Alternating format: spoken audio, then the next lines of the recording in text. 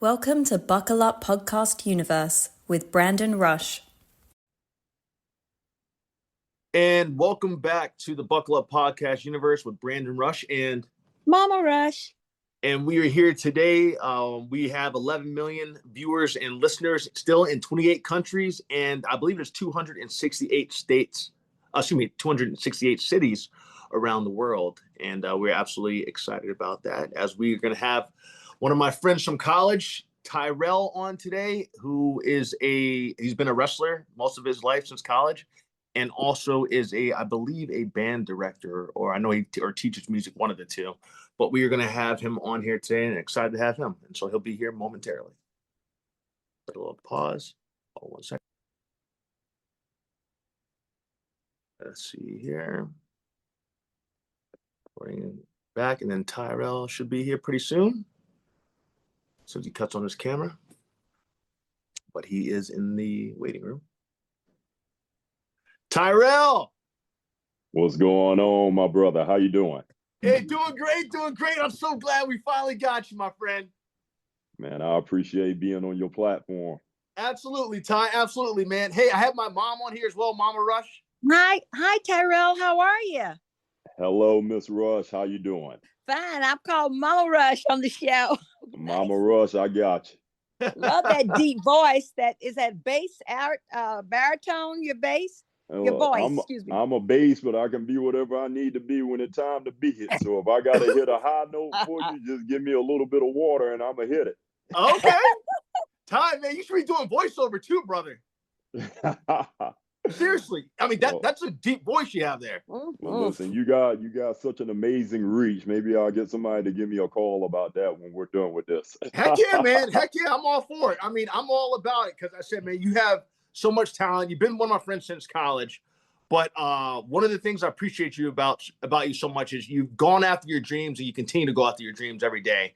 And not just that, you inspire the youth too. Because I believe that you're also I know you wrestle, and then you're also, is it a band director or band teacher? What is it exactly? No, I'm the director of bands at a local high school here in Columbia, South Carolina. Holy smokes. Man, what's that like, Ty? If you wouldn't mind telling us, what does that position kind of involve?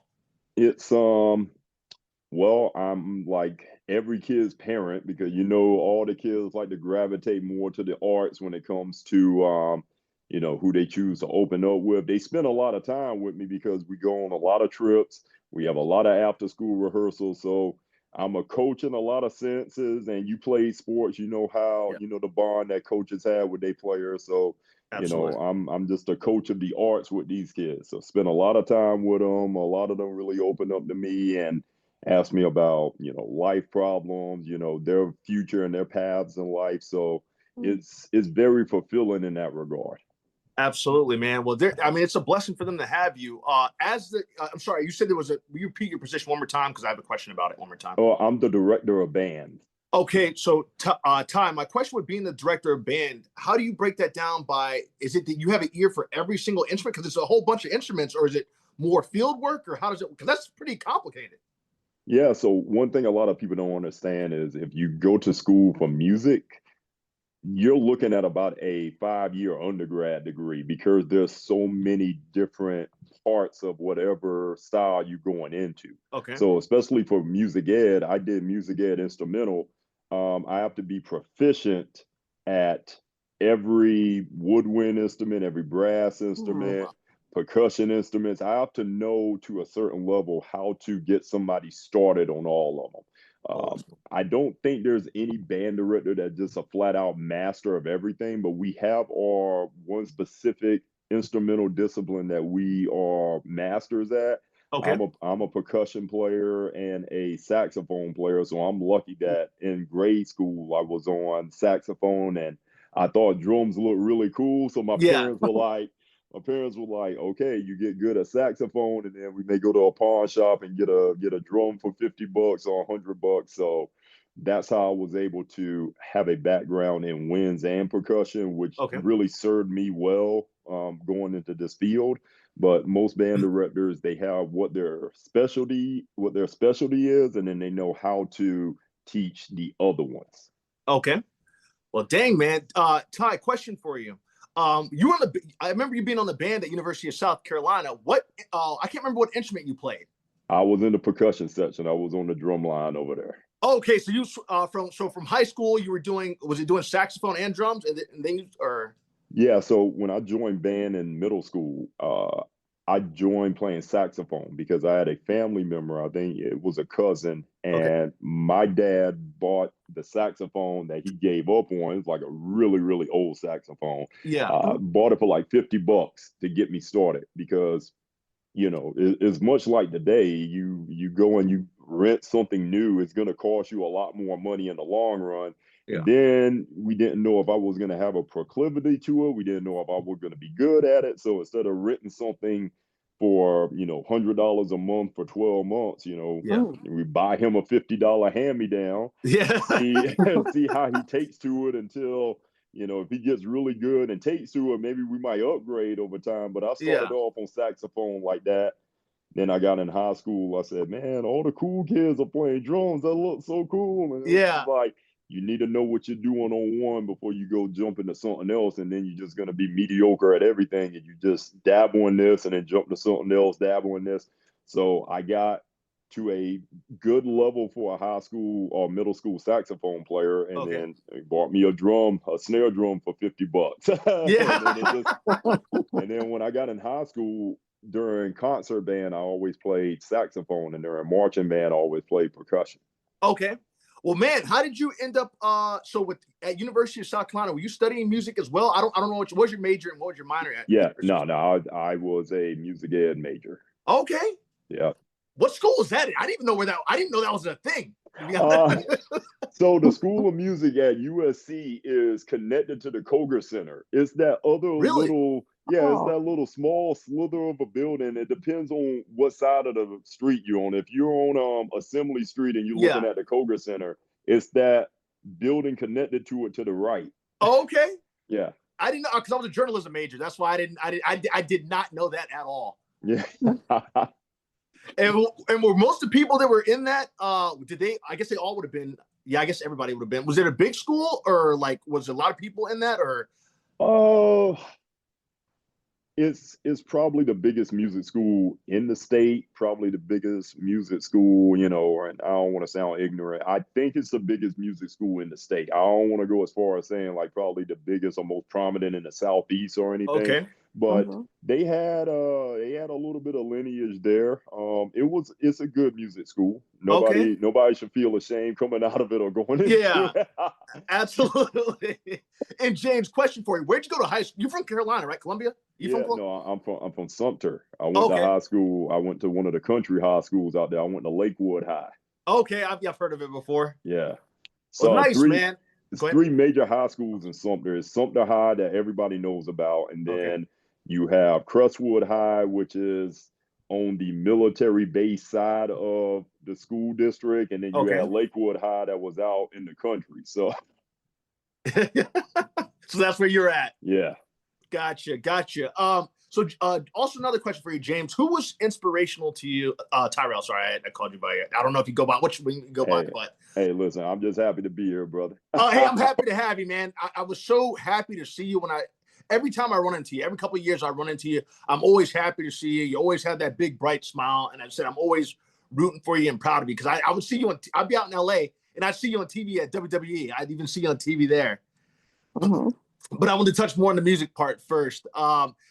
Your dad and your mom, were they? I guess your dad was big into music, maybe.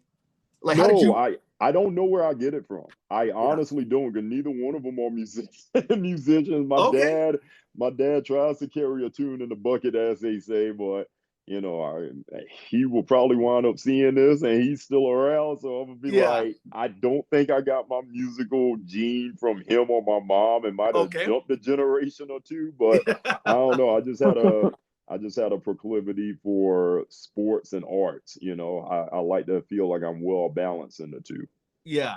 And then James, did you play sports growing up? I mean, your mom, if you don't, James, like James football. 6'6". Yeah, it's football. Yeah, about 6'5", 6'6". Mom, James is built. He is built like no other. Like he's like a Hercules built.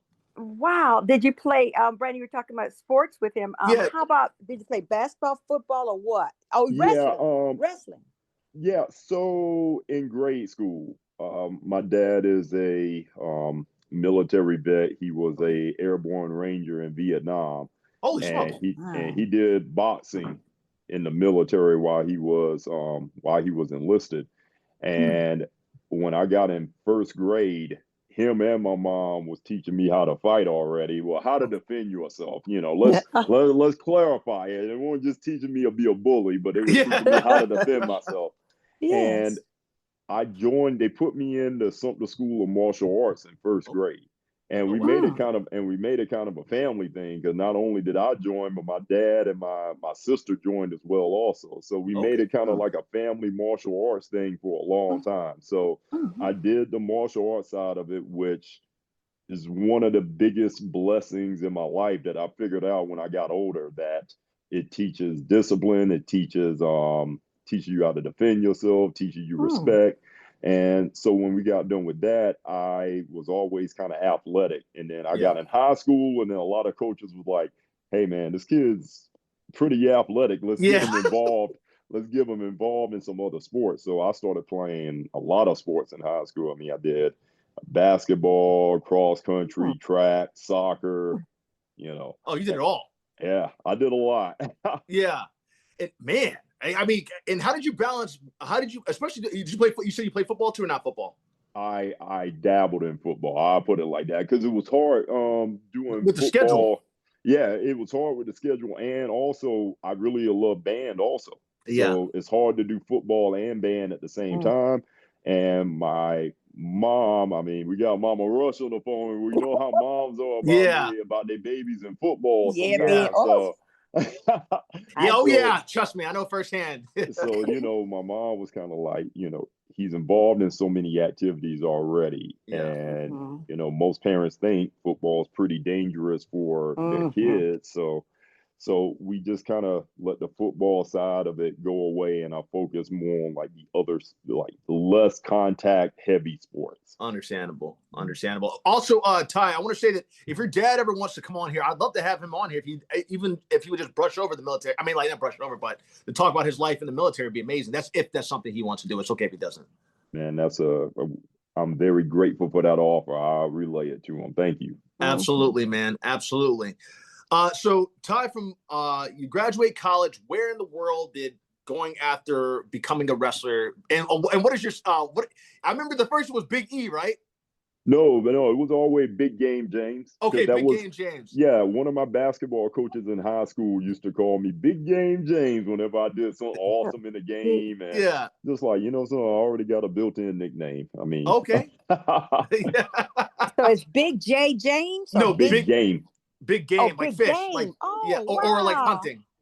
Oh, great. Okay, go ahead, Brandon. I'm sorry. Oh no, you're good. And so so tell us how that happened, how that came about because that's it.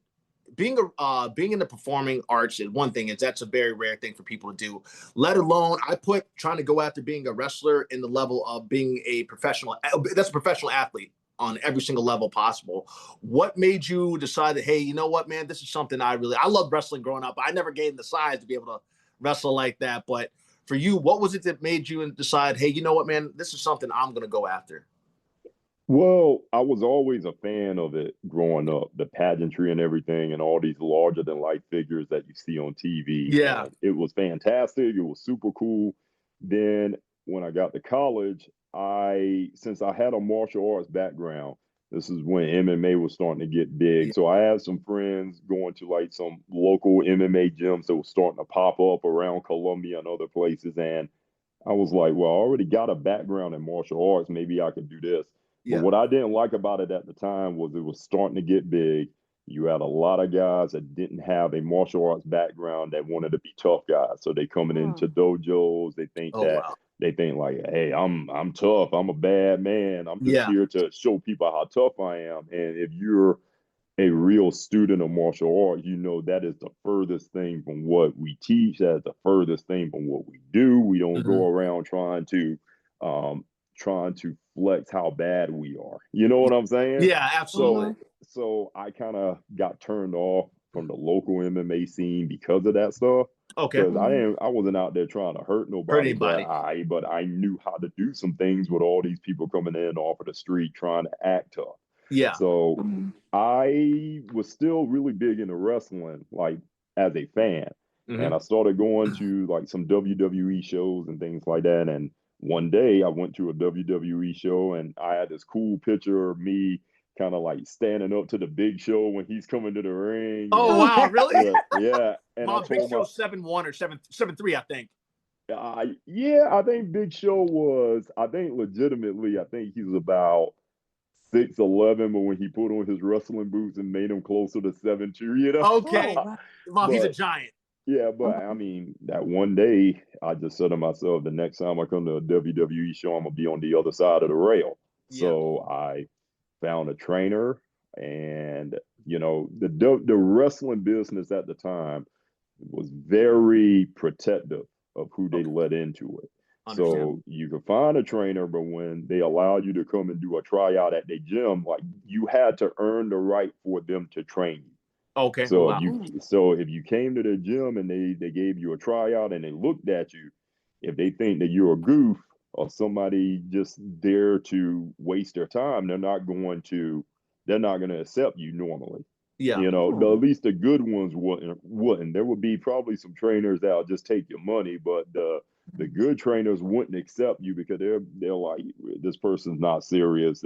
We'll get a little bit into the training process and then they'll probably quit or they'll run away. So I found a trainer and she put me through the ringer and I stuck through it, and I just got trained for many years, and then had to start off on the independent wrestling circuit like a lot of people do, and a lot of people did back then, and just try to get some more notoriety, work your way up, travel places, be seen. It's not a glamorous lifestyle. So when people see the end result on TV, man, that's the tip of the iceberg, as they like to say, because it was, for most people, it's very arduous, kind of a brutal way of getting there, and not many people get there. Yeah, absolutely. Tyrell, my question is also a question along those lines is like, with that training process of you going through with wrestling. So I know you guys probably train. It's probably just like football, where you're training year round, or just trying to get the skill set right, trying to learn how to work with a partner, trying to learn how to not get hurt yourself, how to take those falls. What was that? And then the circuit part. If you wouldn't mind talking about doing that circuit a little bit, because I can only imagine being on the road, having the workout, somehow fun, and probably not making that much money, but going from one location to driving. I assume you guys drive to each of these locations, or you could fly, but I assume most people are driving to these locations. What was that kind of like? And how did you keep going for yourself? Like, what was it to you? Like, hey, I'm not going to give up. I'm going to keep doing this. This is what a guy called me to do. One of the things God called me to do. It's a blessing and a curse with me a little bit, because I'm one of those people that I like to see things through to the very end. Amen. And I say it's a blessing and a curse because, the older I'm getting, the more I'm starting to learn that sometimes you have to evaluate where you're at a certain part of your journey. Yeah. And then also evaluate, is it advantageous for you to stay the course, or would you be better served to follow a different path that might yield more success and maybe something that is easier in your wheelhouse to get there quicker. You know what I mean? So I don't just sit there and tell people if something don't work out, you should just bail on it. But you got to be honest with yourself and where you're at in life, whether this is the best option going forward or not.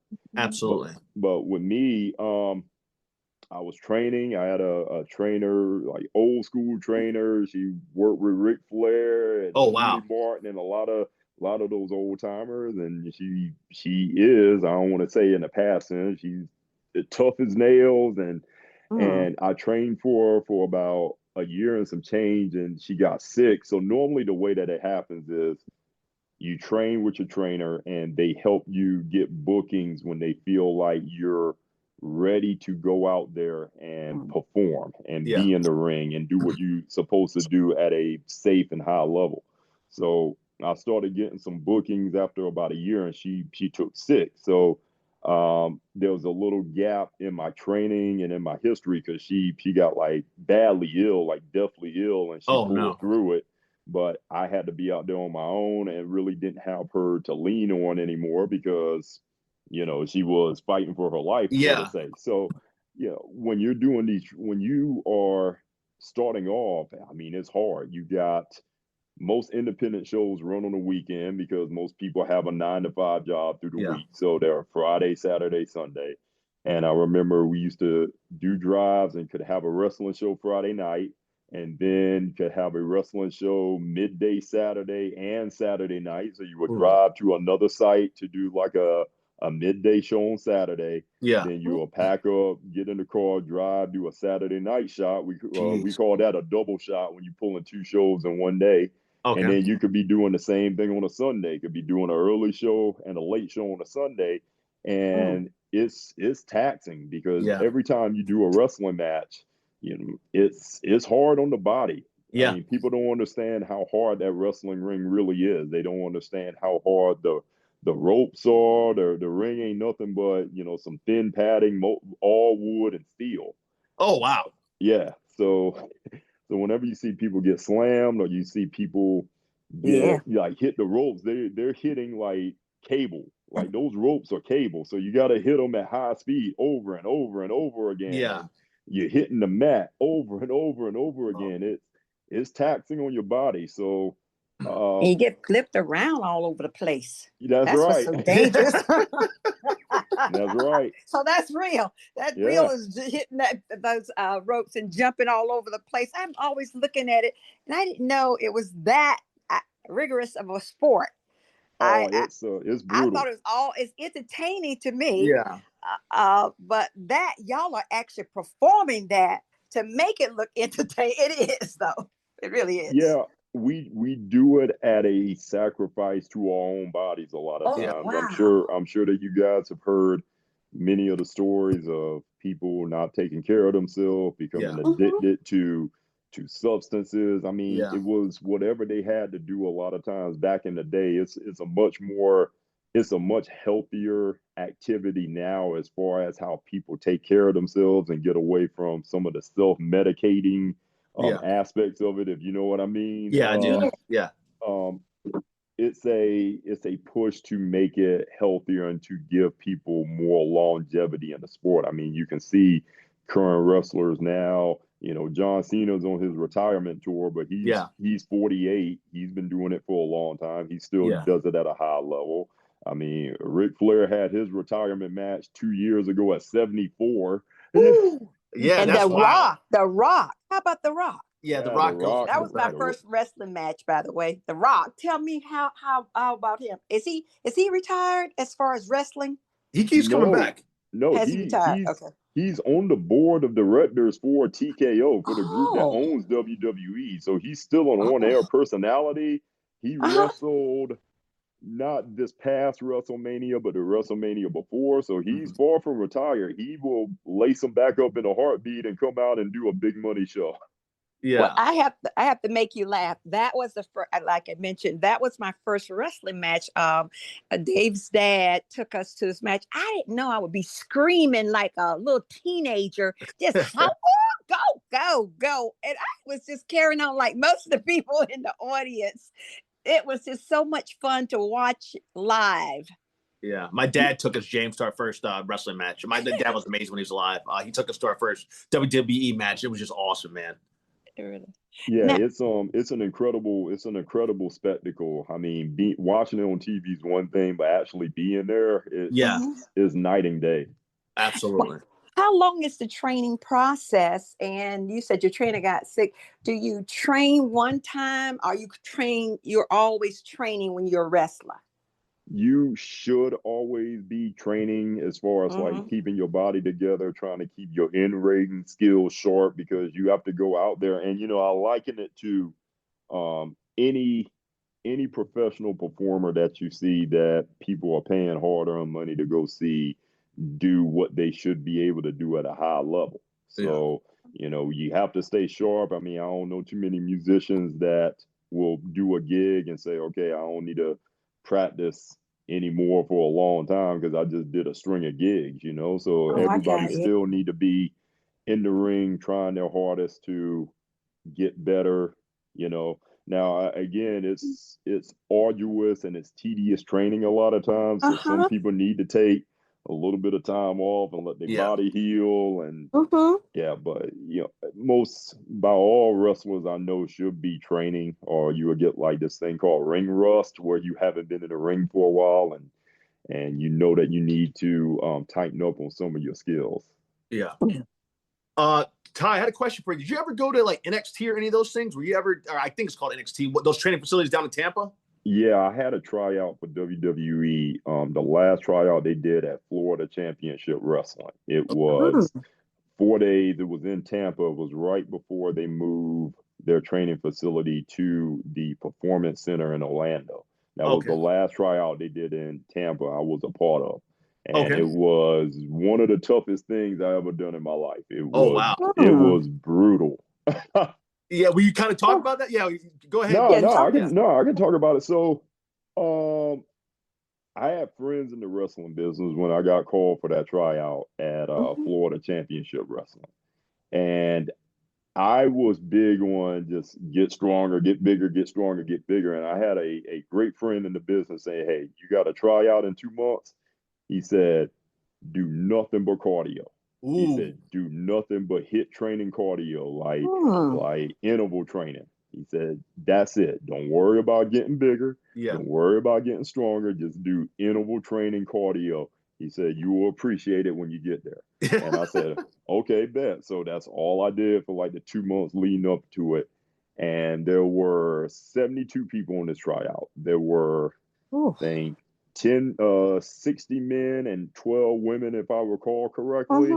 And some of those guys were going there to try out for a referee position on WWE, but the vast majority of us went for in-ring tryouts. So we get there, and this is when Bill DeMott was the head of training for WWE. And I tell you, it was brutal. It was rough because they thought that we're about to invest in people that in a way that can change their life forever. We don't want any fly-by-night people. We don't want people here for the wrong reasons. So they really, really push you to the limits hard to see if you will quit, to see if you would give up. And some people did. Some people left after day one. Some people left or were broken down after day two. But they wanted to see who was going to keep going, who would be a good investment, because the road's hard. WWE lifestyle is hard. You hear the stories all the time about they're only home 2 nights out of the week. Like they'll own home. They're always performing. They're always traveling. So you can't have somebody do that business that mentally and physically isn't prepared to do it. So, it was for a number of days, it felt like fat camp. It felt like glorified fat camp. That's all they did. They wore you down. And I was so happy that I always had good cardio anyway from all the endurance sports that I did, like cross country, track and stuff. But just being at the size that I am, and I shifted my training more to interval training those last 2 months instead of just, powerlifting and big guy stuff. It did me wonders. So, Dang. So it was 4 days. The first 3 days was all in-ring drills and cardio out the wazoo. And then the fourth day was promo day, where they put us in front of the camera and we had to come up with a promo. And there was some big wigs in the room. John Cena was in the room. When Dusty Rhodes was still alive, he was in the room. I got a funny story about Dusty here. Let's hear it. Bless his heart. I hear that too. But up to that point, the worst wrestling injury that I ever had, I got at my WWE tryout there. Oh no! And I didn't let nobody know I was hurt, but I think it was the third day that I think we did Friday. We did Friday, Saturday, Sunday, Monday, if I recall correctly. But on that Sunday, I was just doing drills with somebody in the ring. and my knee pad slid down a little bit on my Oh, left knee. uh-huh. And I took a move and I got like a mat burn on my left knee. And I Oh. didn't think twice about it. It's like, okay, we're good. Mm-hmm. But I went back to my hotel and I woke up the next morning and my left knee was swollen like a cantaloupe. You had an infection. I had an infection on my body, either took that little mat burn like a Yeah, second or third degree burn. Yeah, holy smokes. Yeah, Oh, so that you got could be, yeah. so I could barely straighten my leg out. I was in a lot Oh of pain, no. but thank Uh-huh. goodness that was the last day of Yeah. physical in-ring stuff, because I wouldn't have been able to go. So Yeah. on promo day the next day, I put on my suit because everybody looked good for promo day. And, I could barely walk, but I never let on to anybody that I was hurt. Wow. Yeah, jeez. Yeah, man, that's how you have to do That sometimes. speaks Unfortunately, volumes for you. Yeah, that speaks Yeah. volumes. It is as far inspiring. as that speaks volumes of your So commitment for whatever you go into. Yes, ma'am. I try to see things out as much as possible. But on promo day, I had this promo figured out in my head, and then I think they kind of did it at random who they called up to go, and I was kind of in the middle of the bunch, Okay. and I saw people completely freeze for like 1 minute. It was the most hurtful, most brutal things. Like, this is your moment. Yeah, you got a can't mess bunch up of now. You got the hard stuff. Yeah, and you see people just like completely shocked, and I was like, oh my goodness. Yeah. So I get up. I said, hey, you got to be a standout. You got to you can't sit there doing the same cookie cutter stuff as everybody else, because you're trying to be in the entertainment business, the Showtime business. So, I did not want to do anything boring. I got up there and I started my promo, and then all of a sudden, like, I'm about 10 or 15 seconds in, I just hear cut. I was like, oh God. I was like, what did I do? Yeah. But it was Dusty Rhodes. He yelled cut, and then he looked over. I can't remember who he was sitting beside, but he looked over and he said, hey, go check that man coat, see if he don't got like a speaker or a gimmick in his coat. He said, is that his voice? He said, Oh, is that wow. really his voice? Uh-huh. Yeah. So he was putting over my voice, saying that it was fabulous. So Yeah. I was like, awesome. So I had in my mind, I was going to do like a more serious promo, and it started off serious. And then he was like, bro, I don't want to do an imitation of this, or he was like, brother, he's like, loosen up, man, loosen up, baby. You got a great voice. You look like $1 million, man. Just put a little bit more life in what you do. So it kind of made me switch the tenor of my promo midway, because it was supposed to be a little more dark, a little bit more serious. Yeah. And then like on the fly, I had to adjust, which was perfectly fine, because I was going to sing like a little excerpt of a song in there, because nobody else was singing. Nobody else was doing anything to be a standout like that. So I had to switch it up on the fly and smile more than I intended to smile and all. And I got through it, and everybody said it was good. And I was just like, and then when it was all said and done, I had to hop through the Tampa airport on one leg, and had to had to hop through the Atlanta airport on one leg, and almost missed a flight. But I was like, it'll be fine. Yeah. They lost Atlanta airport, lost my luggage coming home. I'm like, yo, it's better they lose it coming home than going. Yeah, coming so. back. That's so true. That is so true. Dude, that is, man, I am proud of you, brother. Yeah. Thank you. I'm proud of you. Brandon said, Mama, he has such an I know he has an interesting story. And when we heard that you were in wrestling at one point, and that different things Brandon was telling me about you before you came on, I got so excited to meet you. And I know I am excited. Your voice is, it really is something. Have you ever thought about your voice taking James Earl Jones' voice? Yeah. Listen, he has his voice out there, but you have that same type. And radio and everything. And I can see why Dusty Rhodes said, wait a minute, is that his voice? Yeah, seriously. That is that's one of a kind. That is actually a blessing from the Lord. With everything you're doing today, when you came on, I could see you're not nervous. You're used to being before people. And that is great. We try to make you feel at home anyway. So now you said you had had you finished telling the story about that training part and having to do that in front of them, and they selected you to be on the WWE after that? What happened? Okay, so what happens after that? I believe they pick whoever they're gonna offer a contract to at that tryout. They pick who they're gonna, and they don't tell you how many contracts they're offering. They don't tell you how, like, to whom. Is it gonna be to a female? Is it gonna be to a male? You just go there and work your butt off. And then on the last day, they said, all right, we're happy to announce that we're offering contracts to, and they named 2 people. And I wasn't one of those 2 people. That vast majority of the room weren't. So it was like, okay, go home. But some people they talked to and they said, stay in touch with us. So I went home and I felt very fortunate that I was somebody that I got some contacts while I was there, and they said, stay in touch. So, I went home, I kept training, I kept grinding, and I reached out to one of my contacts, and then they got my foot in the door, and they booked me for extra talent work.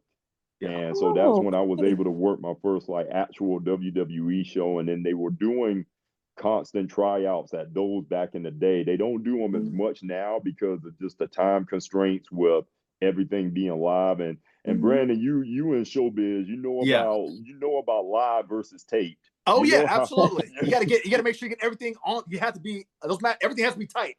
Listen, live, live shows are always like the stress level of the entire room is always heightened versus something taped. So back then they used to have SmackDown be taped because the way it was Raw was live. So whenever we got booked, we go to Raw and we knew where to go. We knew where we were to change and everything. We waited for further instructions for what our role was going to be on the show. Yeah. And then when you go to SmackDown, back then SmackDown was taped on Tuesday and aired on Thursday or Friday. Yeah. And so Raw would always be someplace closer to SmackDown. So it might be a 4-hour drive. Like, for example, I remember one time I worked Raw in Greenville, South Carolina. Okay. And SmackDown was in Columbus, Georgia. So after Raw was over, you just had everybody loaded up the cars and drive 4 or 5 hours to Columbus, Georgia. So in the middle of the night. So sometimes that's crazy. It's a lot of tired nights. But then once you film SmackDown the next day was where the extras would get like in-ring time and matches before they open doors and stuff to get evaluated. We would wrestle in front of the actual WWE roster and the big wigs of the company at the time. Yeah. And they would just look at you and they would evaluate certain things and they would give you a little bit of feedback. You would go to a promo room back then and you would cut a promo. I remember one time I took my saxophone to the promo room because I was just like, who else can play a bunch of instruments and try to cut a serious promo? So, Mark Carano was one of their vice president of talent relations. And he told me one day, you're in the ballpark, keep doing what you're doing. So, that really... I think I became a little maniacal about, you got to do more. You're so close. You're so close, But that's good, though. Man, Tyrell, I'm telling you, your time's coming, man. And if like, your time is coming. Because I'm saying, even in the movie business, I'm like, James Gunn needs to find you. Because Superman, you'd be perfect for a bad guy or something. Because you have it. Yeah, I just started watching these. That's funny you say that. I started watching these new episodes of Dexter, and I was like, man, that'd be cool if I could be on Dexter's table one day. I'll be. Oh yeah. Absolutely, man. I fit the bill. Auditioned for that. The new season. I auditioned for that. I didn't get it, but I ended up auditioning for that. But sorry, I just had to say that about. But I mean, I'm telling you, man, you're talented enough for it. I believe. Like, I can kind of help you out with pointing in the right direction with stuff you should do with that. It's the because did you end up getting your SAG card through that? No, I have not gotten my SAG card through that. I've done some bit stuff. I've done like a couple commercials. Yeah. I saw that commercial you did that was really good. Yeah. He did a commercial. Yes, ma'am. Yeah, the commercial was awesome. Yeah, I've done a couple commercials. Great. I'll be real with you, like I always am. My biggest thing is trying to find the most direct route between point A and point B. And sometimes when you start researching a route to try to get to what you think or what you believe you can do, you run into somebody that has they don't have the best intentions for you. You run into like some scams. It's very hard to find somebody that can help get you from A to B the right way, the most efficient way. So Well, I'm going to tell you right now, and if people are listening, they're welcome to hear it too.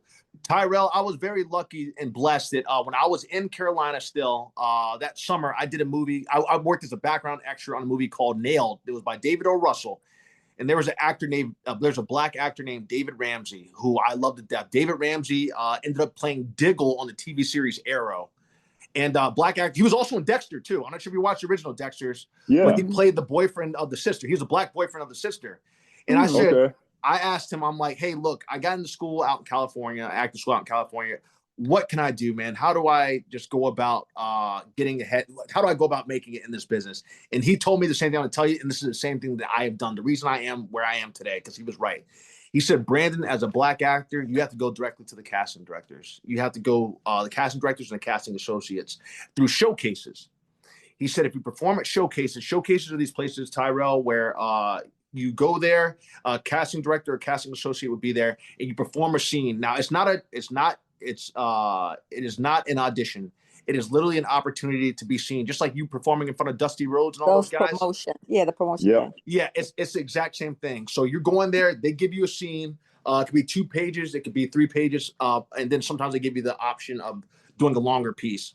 When I listened to exactly what David Ramsey did. I went out to LA. I did my first showcase in front of all these working actors and actresses that I'd seen, and I got embarrassed. The casting associate embarrassed the heck out of me, but she was being honest. She's like, Brandon, you're green, which means, being green means the fact that you're not ready or you need to work. She's like, hey, you need to work on auditioning. We got the same term in wrestling. Oh yeah, there you go. Yeah, so yeah, you're green. Dusty, he had the Dusty, you had that person. Yeah, so that's basically what Dusty was saying. That's what they're telling you.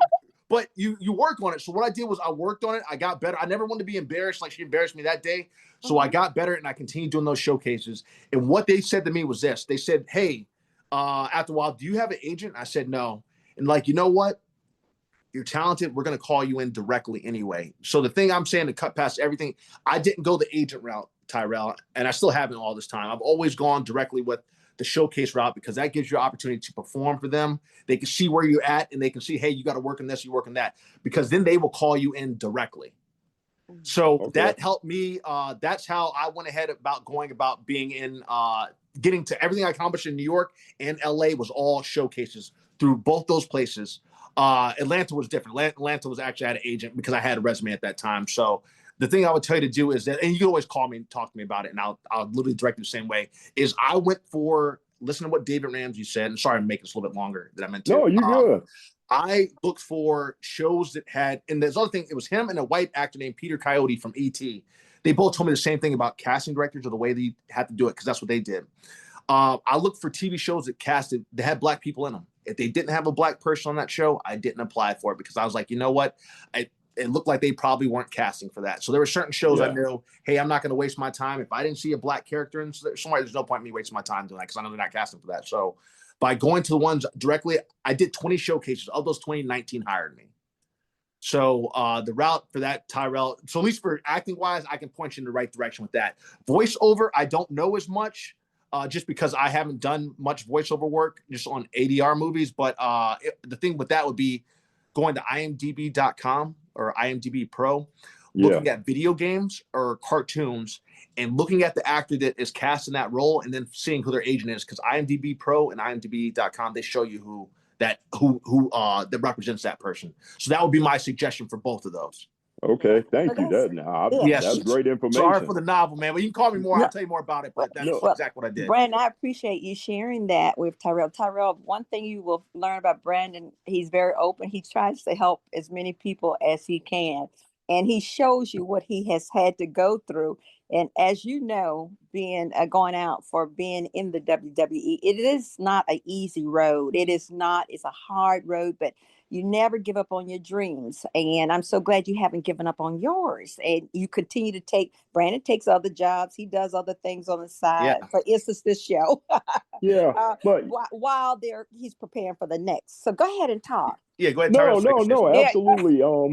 Even as a teacher, I tell kids that they have a dream, that they should make a plan for that dream. I think that's where a lot of people go wrong. They have they know what they believe they want to do and they know what their dream to do, but then you try to ask them, all right, what's your plan to get there? Yeah.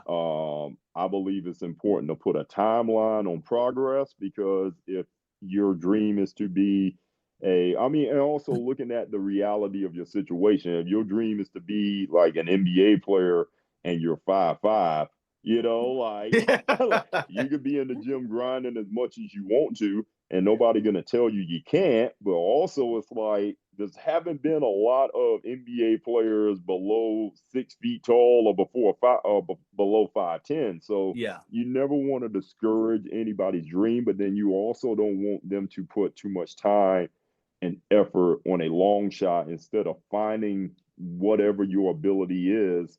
And I mean, but look at me, for example. I'm 6'5", and I got some friends that are really well to do that are 5'6". So they might have learned at a young age, hey, I love sports or I love entertainment, but there's probably going to be less of a demand for somebody 5'6" to go into this. So they turn their attention and time to something that they're going to receive a lot more success at. And I got some really well-to-do friends that own software companies, own like major tech industry companies and things like that. Now, if they were taller or bigger, they were like 6'1", they might have taken all that time to try to get into the NFL or Major League Baseball or something. And then if it doesn't pan out, it's hard to try to regain that time back. So again, I don't tell anybody not to follow your dream and your passion, but you gotta have you gotta have realistic mentors and people around you to kind of tell you, listen, we need to track your progress for this amount of time, and we need to reevaluate like every year where you're at. Because if you're chipping away at it and you seem like you're making positive progress, then let's keep going. But if you're kind of like all over the place and it's a step forward but 5 steps back and stuff like that, then maybe we need to reevaluate your time and see what we can do to get you to some level of ultimate success. Because I've told my students before, whoever came up, the man that came up with waste management, well, being a garbage man, I'm sure he didn't wake up one day and say, I got the dream of working in garbage the rest of my life. Yeah.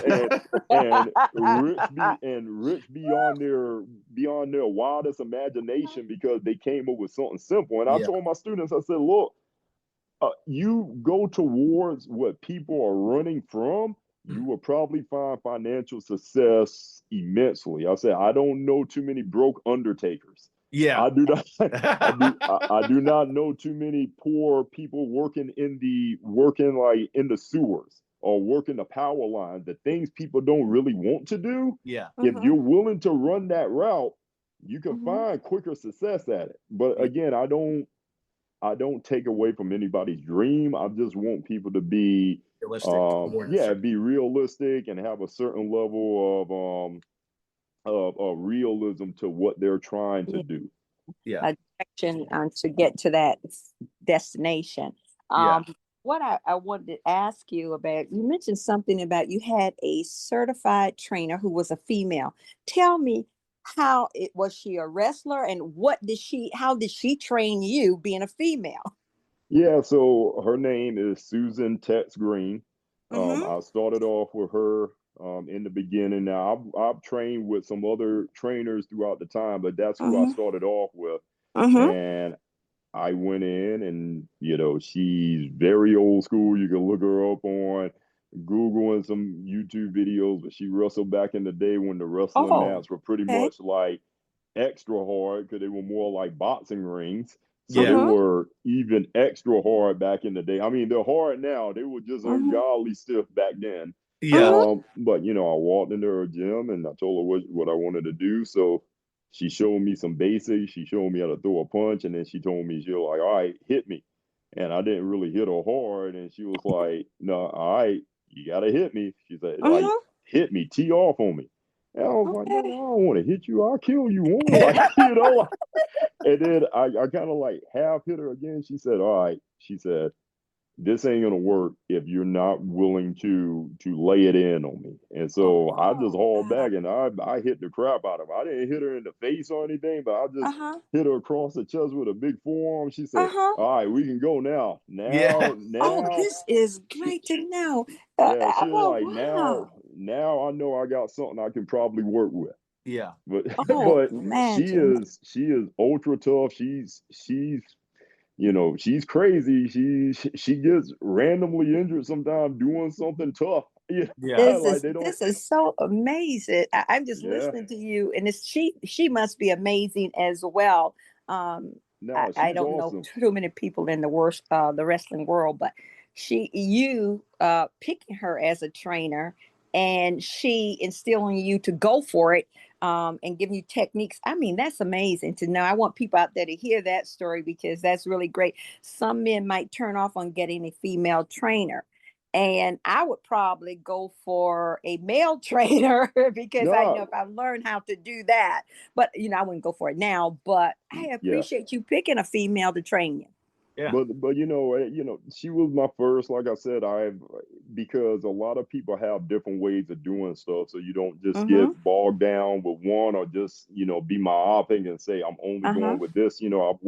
I've been fortunate enough to have a lot of people open their doors for me to come in and train with them. I see why.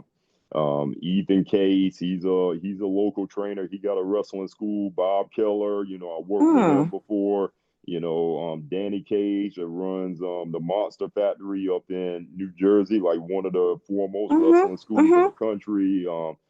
QT Marshall had a wrestling school in Atlanta. These people Oh. open their doors and allow you, even if you started someplace else, they allow you to come into their facility if you're cool and you're friendly with them and you're Yeah. respectful. They allow you to come Mm-hmm. into their facility and maybe learn a different way of doing some things. Just start Mm-hmm. to see how other people do things and how other people train, which Sure.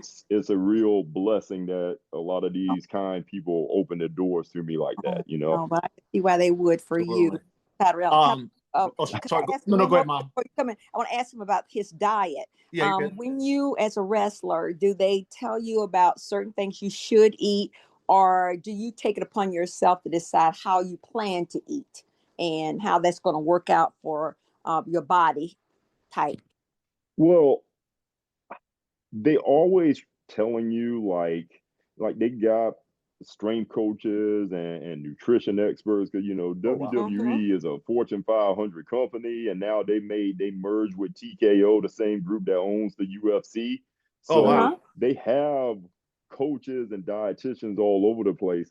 I used to say that one of the biggest reasons to get signed was WWE has amazing catering whenever they're on the road. So Oh, whenever you go to Raw, SmackDown, the spread, the first time I went, I was just like, man, I get it. I can get anything I want from this table. I'm talking about steaks, Yeah. rice, chicken, all types of salad, whatever you wanted. yes. They had an amazing spread for everybody.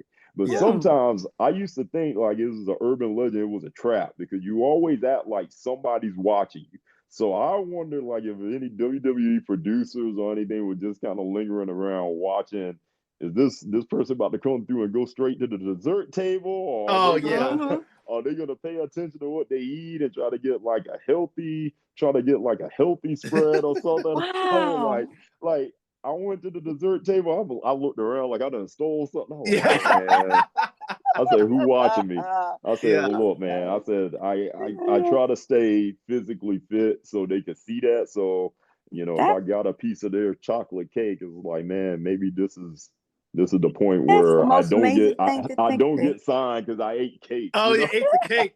Well, you know what? That Brandon, I'm gonna let you get it, but I have to Oh, you're share good. this Take your time. story with Tyrell.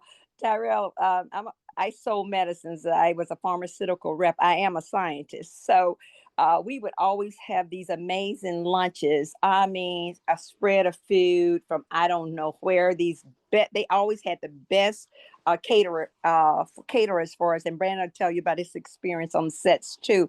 But with that said, we had one young lady, and I think she was in training for the WWE or for TKO, whatever. She was in training.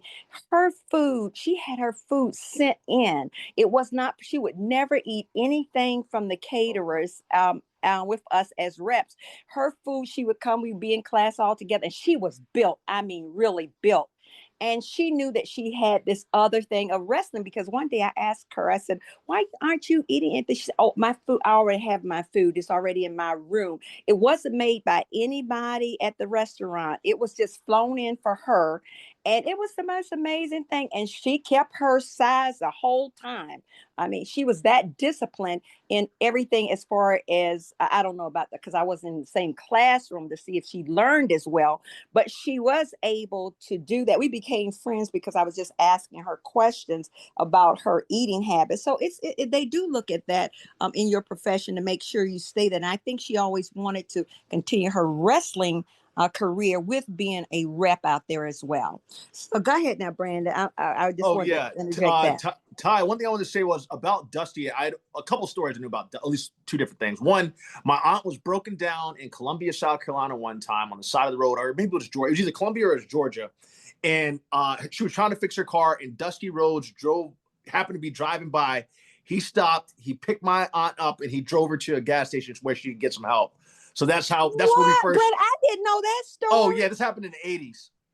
That sounds about right. Yeah. So, but her car had broken down on the side of the road, and up comes this guy. I think he said he was in a Cadillac, whatever, and out pops Dusty Rhodes.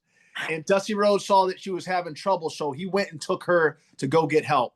And that's what got us. That gives me a double respect for him. Yeah, that's what got us loving Dusty the most, was that one story. But then I've always heard so many wrestlers that come along that said how much Dusty Rhodes helped out new talent, and how much he believed in people, and how he helped those people come along. And I always loved that fact that what you even said with that story of Dusty saying like, hey, is that your voice? And encouraging you, saying, come on, brother, with it. Because he was like, he had a lot of soul power to him. He was like a brother. Yeah.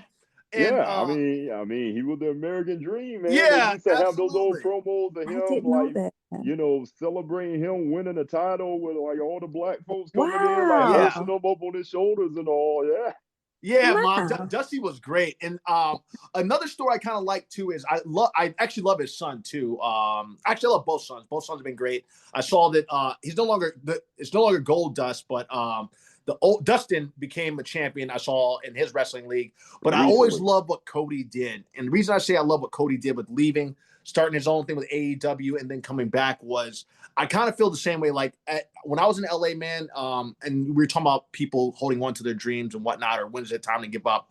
I did my first movie, and I did my first soap opera, my first national commercial, my first year in LA. I'm like, hey man, I've made it. This is my time. And then 4 years went by and nothing. I didn't get a single thing. And I had to find ways to keep myself encouraged, but I just believed that I had this dream within me. Mm-hmm. But then that's when I really went full in with doing those showcases. I was working background work. I was Lawrence Fishburne's stand-in. That's the guy that played Morpheus. Yeah. I was his stand-in for 2 years on a show called CSI. And then I was working stand-in for all kinds of other actors, even Samuel L. Jackson one time. And I kept myself busy doing background work. And then I was doing showcases at night. So I'd be doing background work all day. I get off and I go to a showcase. And I keep telling myself, I know I had this within me. I know my time is coming. My time is coming. So what I love about what you've done and what even Cody has done is the fact that he believed in himself. So he's like, you know what? I'm going to go out my own. I'm going to become the American Nightmare and showcase what I'm capable of doing. So for me, I reached a certain level in LA where I'm like, hey, I'm not going out, and they're keeping me right here. I'm pool boy number 7. But in New York and Atlanta, I'm going out I'm playing reoccurring characters, I'm playing main characters, and I'm auditioning for the biggest stuff possible. And that let me know, and it wasn't the casting director's fault or anything like that, because the casting directors were trying their best in LA with what they could. But in New York, I was saying, hey, hold on a second, Brandon. They're giving you these guest stars, co-stars that have a lot of dialogue. And they also saw me at Showcase, so they knew I could do a lot of dialogue. But I was seeing the opportunities in New York, and I was seeing the opportunities in Atlanta and New Orleans, which is why I left LA and started branching out and working so much. Like my last, I think, 30 plus roles have been in New York and Atlanta, because they were actually, being seen the way I should be, I feel, where in LA I wasn't getting that opportunity. So that's why I love with Cody. Cody went out, became the American Nightmare. And then WWE asked him back to, be on WWE. And the whole entire crowd was behind him. Everybody was behind him because he did that struggle of building his name and showing what he was capable of. And then by the time he came back, that's why he ultimately became champion. He put the work in. So just the only thing I was saying along those lines was just putting that work in. If you feel that you're not getting properly seen in a certain area, sometimes you have to branch out and go a different direction within that. It might be the harder route. It might take you longer, like doing the independent circle. But if you're getting seen, it's getting you built up, it's worth that journey in the end. Yeah, I think one thing that hampers most people is just fear and fear of the unknown. And if you are comfortable within a system, then that may not be the best route for you. Like, they're going to keep you in a certain system at a certain level because you're okay with it. And one of the hardest things to do is to bet on yourself and to break being comfortable within whatever system you're in, to go out and say, okay, I'm leaving the safety and the comfort of this system that I'm already a part of, that I'm already familiar with, to go out there and boost my own value, because that's a risk. Because if it don't work out, then you might be now, your value is less than it was when you left that comfortable system, and now you're trying to like, yo, take me back. I'm sorry. I'm just kidding. But like you said, he did it well because he left the WWE system and he worked. It was independence. He started working independence and doing like getting his name out there again. And then he got in with a couple other people, the Young Bucks, Kenny Omega and Tony Khan. And it's like, let's put together a company. But that's the thing. You go someplace. I don't believe Tyrell, sorry, I gotta say one thing real quick. Mom, just so you know, the person we're talking about is Dusty Rhodes' son. Oh, okay. Yeah. Right, thank you for clarifying. Yeah, I realized you didn't know. Go ahead, Tyrell. Yeah, I don't know them as well as you all. It's all good. It's Dusty Rhodes' youngest son. But go back to Tyrell, you're good. Did Mama Rush text you a little message saying, who is that now? Oh no, I realized because I watched it that she didn't realize who I was talking about. Yeah, so I'm just listening. I know you're gonna get, if you don't explain it here to all our listeners, because a lot of them don't know. Oh, you didn't know. As well as you too. Dusty Rhodes was the American Dream, so his son came up with the American Nightmare because he was coming after everybody. Okay. So, listeners, have y'all heard that? Yeah. Sorry, Tyrell, I just had to throw that in there. Tyrell, go ahead, Tyrell. Yeah, go ahead, Tyrell. That's really important, man. It's really important to set the table for all the listeners. And me and you talking, we're talking like everybody's an insider, but man, you're not. But see, that's the thing about whatever industry you're trying to go into and you're trying to build a following, you can't expect everybody that comes across what you're doing to be a hardcore weekly listener and they know everything that we're talking about. Yes. So it's very important to kind of like fill the gaps the gaps in their knowledge of what we're discussing. So I mean, that's awesome. That's the right thing to do. Yeah, sorry, Tara. I didn't mean it. I realized that halfway through. I'm like, oh my gosh, Mom didn't realize that this is Dusty Rhodes' son I'm talking about. No, you gotta set the table. Too. So go with it. So Tyrell, you said he was working independent role with Tony Khan and those guys. That's where you're at. Well, he was working when he left WWE. He was working like some independent shows, like reestablishing his brand, coming out. And when he left WWE, he was Stardust. He was Stardust. Yeah. And he wasn't happy. And look, I'm not trying to tell another man's story, but he wasn't happy with the way all this is that a was part going. Of your story too. So he goes out and he reinvents himself on the independent circuit and got a lot of traction. And then they had an idea for a new wrestling company with the Young Bucks and Kenny Omega, and then they brought Tony Khan into the mix and they started AEW. And I guess once, and again, look, you can build something, but even when it doesn't serve you anymore, I mean, it's okay to go to what serves you next. I think absolutely. Some people get too stuck in where they're at, and again, it is very scary to do something new and something different once you've already established yourself in a certain area or a certain industry. It's like, okay, here I'm leaving a safety net behind. Here we go into the big world, and that's that's what's so awesome about you, Brandon, is that you left South Carolina and you say, hey, I want to make this happen. We're talking about giving up on dreams and stuff, but when you went to those not casting calls, showcases, when you went to those showcases and you got picked up for like 19 out of 20 of them. Yeah. It's like, dude, you got incredible momentum going. Now, if it was somebody else and they went 0 for 20, yeah, I'd be like, all right. So we need to look at why nobody picked you up, you know, to save time and to like reevaluate where we're going. But if, you know, somebody keep trying this for 5 years, 10 years, and they getting no traction, it's like, maybe it's time. because time's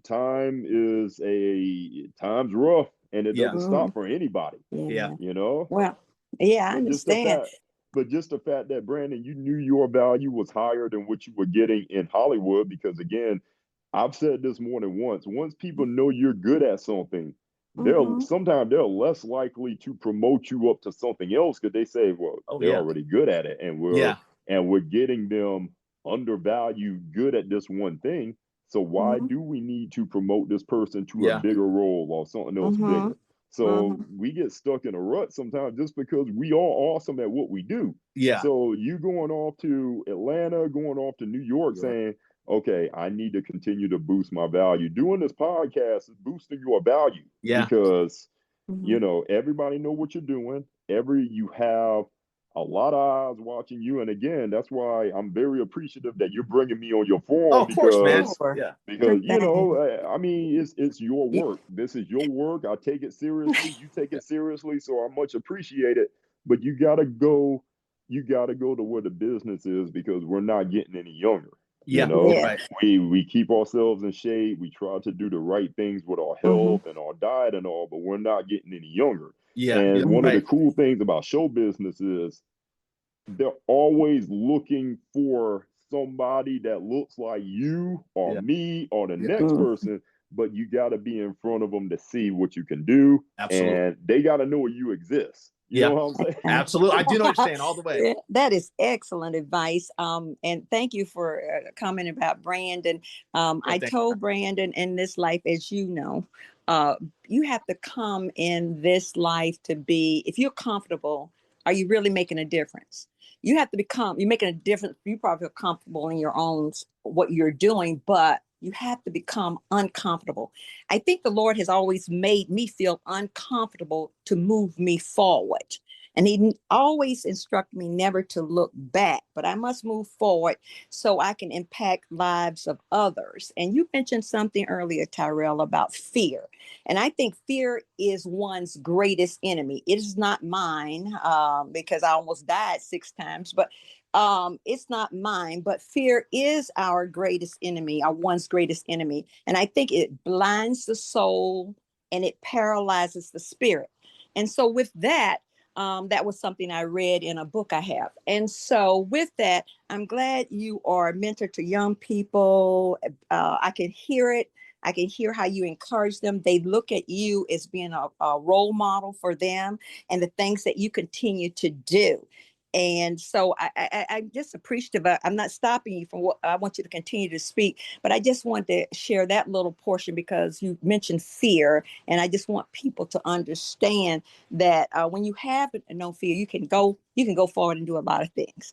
It's you're so kind for saying that. I appreciate it immensely. Thank you for saying that. It's the worst anybody can normally tell you is no. Because when you get down to it, now there's versions of That's no true. and there's versions of yes, but the worst, but when it all boils down to it and you ask somebody a question, it's either going to be no or it's going to be yes, but how it's delivered is going to be one thing or the other. But you know, when it breaks down to, you got to try. And a lot of times we as humans, we tell ourselves no, we can't before we even allow somebody else to tell you no. So see that answer? He said, that's perfect, Tyrell. Amen. That's perfect. Brad and I always talk about that. Same thing. I said, Brad, don't ask. The answer is no. And so, and people wonder why I always go to the top of the chain, because it's no, and I didn't know that from the start. I have a brother, and he told me one time, he said, you're going to keep messing around asking the wrong people. He said, just go to the top, because they're going to have to go to the top anyway. And so some people don't feel comfortable there, but I feel if I have the Lord on my side and he is the master and he is the top of everybody's life, life's journey, then if he tells me to go forward, I go forward. He's the only one I never want to say no to me, is our Savior. So go ahead, Well, Brandon. it's incredible, and again, it's I've known Brandon for a long time, and there's gaps in time that we haven't talked to each other because life start happening. It's not anything I'm proud of, but you just want to know that somebody you like and care about is doing well for themselves, even if you don't talk all day or talk every day. And one of the things is that he offered me to come on. I know that he's offered other people to come on his platform. He doesn't have to do that. The thing about it is, we as humans, sometimes we get a little foot up in life and we don't reach the hand down to try to pull up somebody else that's trying, or we don't drop the ladder from the ladder back down or to the elevator top. back down. Yeah, because some people are so fearful of the next person getting a little leg up on them. So it's just like funny hearing Mama Russ say, like, sometimes you got to go to the top, because if you try to follow protocol and you try to do things the right way, then the next person up from you may feel like you're a threat. That's correct. That happened to me. Where's my teapot? Yeah, I need my teapot to pour some tea, because that really, where is my teapot? Tyrell, usually I told Brandon, when somebody's spilling some tea, I said, Mama Rush is going to pour her tea. So any rate, go ahead, tell that. No, it's with that, Tyrell. It's just nothing is more intimidating to a mediocre person and a hard-working person, because it casts a light on their shortcomings, which they can't have. And I know Brandon know a lot of people that probably gotten to the top of an industry by maybe not having the best talent, but or the best work ethic, but by kissing the most butt, or being friends with somebody that can make their life better. And Brandon out here grinding, people like me out here grinding and stuff, and some other people look at us like they're coming for me because I got here. I took the elevator to success and they're climbing the mountain, That's so true. And again, I never hate on the way somebody gets to be successful or get to some place they want to be at. I have a problem with when they want to burn the rope ladder to stop anybody else from coming up after them. It's wild. Tyrell, we talked about. I'm right there with you. And one of the reasons, Ty, that I did this show is because I realized God's blessed me, and I know a lot of people, and I wanted to help so many people that have helped me, especially in the movie business, and even friends. That's why I created this one time thing. It took me forever, but I realized that God gave me that I have the network of people that we can all grow up together. And all that was done wrong to me, I wanted to use this platform and this show to do right by others, because there were so many people that could have helped me. But I wanted to do everything that was done. What was meant for my harm ended up for my good. So all the harm that was done to me, I'm there's a word I'm gonna use for it, being fancy, but basically I want to do the exact opposite. I want to help those people up. It doesn't hurt me any by why not try and help? So I want someone to be able to pay bills, pay for the roof over their head. Like, it's not competition. And enjoy what they do. So I'm like, why not put my friends on here? If God's blessing me, why not bless someone else? It doesn't hurt me any, and it's helping somebody, because my parents raised me to help people. So the way that I see it is, it's all energy. Because you can't destroy energy, you can only channel it. So if you're getting and receiving negative energy from a person, from a group of people, you have choices of what you can do in turn. You can give forth the same type of negative energy back to the people that gave it to you. You can absorb the negative energy you got and then distribute the same negative energy amongst others around you. Or you can take in that energy and channel it for something good. And it seems like that's what you're choosing to do. You taking in people trying to hold you back. You taking in like naysayers and things, and you deal with it all. And you want to put love and positive energy back out there in the universe. And I tell people all the time, most people do not learn anything of value without pain associated with it. And it's wisdom. I know a lot of smart people. I know a lot of intelligent people, but they're not wise, because because I'm a firm believer that wisdom comes at a price. You have to you have to pay some type of price to be wise. You can be smart, but most people, their call to action doesn't happen until some belief system or something in their life gets completely uprooted that makes them have to view everything that they thought they knew in a different route or in a different manner. So, when that energy comes, we've all had bad things. Brandon, you've lost your dad. I'm sure that was a trying time in your life. Both of my parents are still with me, and I know that if everything follows the natural order, I will lose them at some point in time too. And what am I going to do with that gap of energy in my life? Like, am I going to, and I've had some really trying things happen to me in my life. And it is a lot of energy. It's what are you going to do? Like, are you going to explode on other people and just give negative energy back? Or I found a lot of positive things to fill that void with, or to fill that energy out with. I started doing yoga. I started being outdoors more. It's like you got to figure out a way to give it back in a more positive way than you received it, because you're not going to destroy the energy, but you can redistribute it in a positive way. I hope with what you're saying, and I appreciate it so much. I hope our young listeners, and we have a group of young listeners all the way through, will hear your words. I can see why, being the director of band, that you are bands, is bands plural or band? Director band, the title. We got multiple bands, so it's bands plural: marching band, concert band, jazz band. And at the beginning, you told me that in the beginning you told everybody out there listening, ran out 11 million people in the cities we're in the countries and the continents that we're on. You've told everybody in the very beginning that you share wisdom, you mentor young people, you give advice to young people, and I know how they listen. I know our listeners are listening today with all your positive words, your experiences. And one thing I'm going to ask you, because I know you've done so much, and Brand, this is my final question. Okay, it sounds good. Because you are so great at being that director, have you ever thought about being a certified trainer for the WWE? Because I know there are a lot of young people that need someone like you. I know you have so much on your plate, but do you have a side plate to offer that type of training? I would if they wanted it, if they needed it, but I know that they have their way of doing everything. It's a massive system, and they have their ways of doing things. If they call me and say, "Hey, you want to be a ring announcer, or you want to try for commentary or anything like that?" I'll be like, "I'm listening."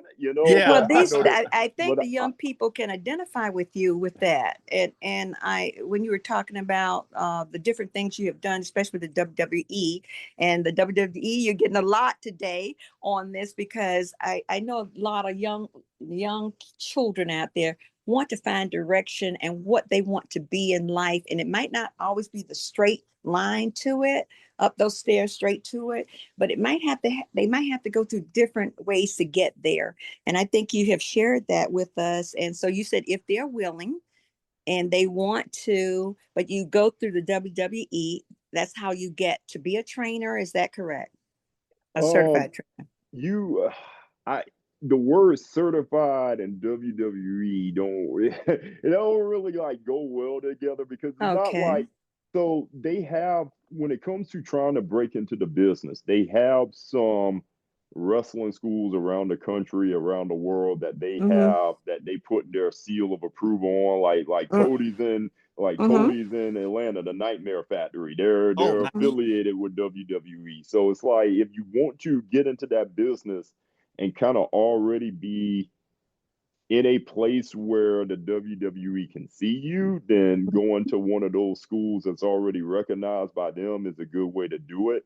I mean, there's other options also, like AEW is a big wrestling company on the come up. They've been around for, I think, about 6 years now, and they're always looking for talent. You can go overseas. You got New Japan Pro Wrestling. Wrestling is huge in Japan. So, I mean, there's more than one way to getting to what you want to do. But the only thing that I ever preach to people is have your timeline and know that you're doing the right things within that timeline, that you can give yourself a good evaluation when that period of time is over. You can say, okay, let's just do a redirect. We're making headway here, but let's change this and let's change this and see if we can make some more headway. So it's always having people. You need to have people around you that you trust to tell you the worst things sometimes. I think that's huge. You can't just have friends around you to tell you how great you are all the time, because you don't learn. I did this activity called Drum and Bugle Corps when I was in college. And it's almost like professional marching band. And you have some really, really tough teachers and you go on tour all summer. And I had a really tough teacher in drum corps, and his thing was, it's got to be right and it got to be right now. So I've always been the type of person that I appreciated critical feedback, because if somebody's telling you how awesome you are all the time, you don't grow, you don't get better. It goes back to what you was talking about, being comfortable. You have to put yourself voluntarily into moments and situations of discomfort to grow, because you don't learn anything when things are going too well. That's you just correct. don't. So Ty, you've been amazing, brother. Yeah, it really has. The only reason I said that, because I think about my grandson is 11 years old, but he doesn't live in the state where I am. And I always think about programs to get kids off the street, to get them. He's not on the street way, but I'm just saying, young people listening, they need to, and if parents don't have the time, those kind of, I think about the YMCA, how it helped our children so much. Brandon grew up at the YMCA, and my other son grew up at the YMCA. And so with that, I saw those programs forge such a positive experience for them while we were at work.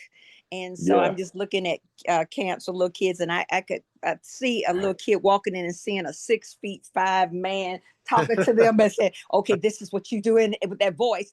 They get so excited. Wait just a minute. So that's why I mentioned you becoming that kind of certified training. You already doing that with band, but with little kids that want to do wrestling, because they be falling all over the floor. I see them practicing what they see on TV. And so with that, that's why I mentioned that as well. But Brandon, that's all the questions I have. I want to make sure I asked everything. Time flew, didn't it? Yeah. Hope you had a good time. Always when you're having a good time, right? Did you have a good time?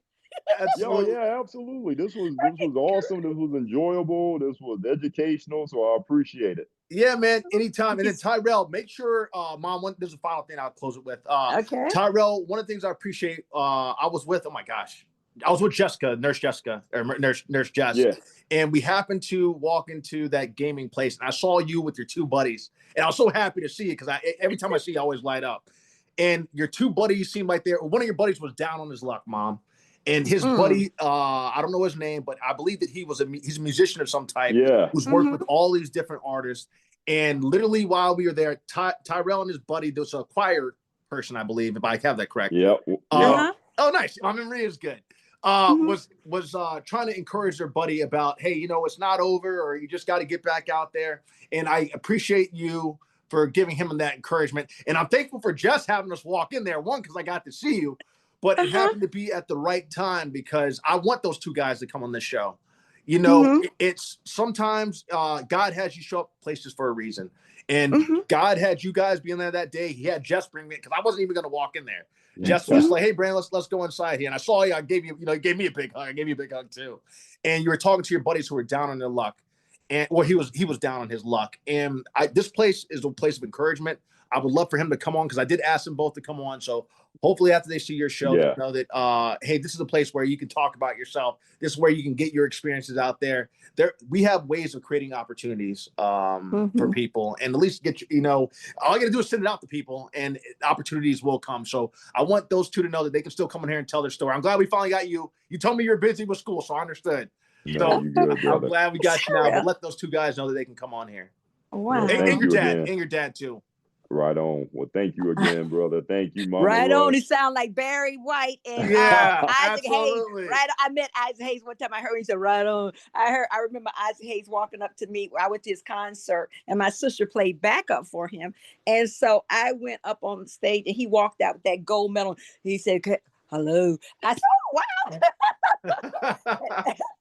Well, and that was when I was a little girl. I'll never forget it.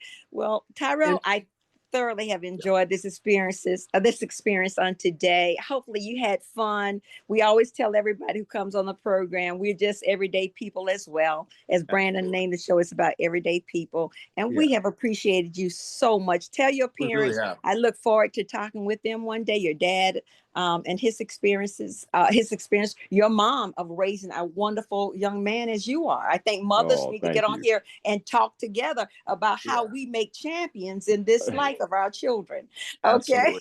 And then Ty, I have casting directors that have hired me. A lot of them are coming on here or have been on here. I have another one coming on Tuesdays hiring me. So they're on here too. So they'll be able to hear your voice as well. Well, you're too kind, brother. Thank you so much. Okay. Well, look, brother, we always give everyone a round of applause. You ready, Brandon? So in the end, this is what we do. Tyrell, we clap, clap, clap. And what Tyrell, you're a great man. I think you sent me the photo that you wanted. I think you sent me the photo in my. Did you text? Will you retext me the photo you want just in case? Because I had this done in a couple hours. Okay. Yeah, I will do that. Thank you. All right, man. Hey, have a blessed day, man. And thank you for coming on the show today, man. You've been a wonderful brother. Thank you, bro. Thank you for having me. Yeah. And you're welcome back anytime, Tyrell. Anytime. Thank you, guys. Take care. Absolutely, man. It was absolutely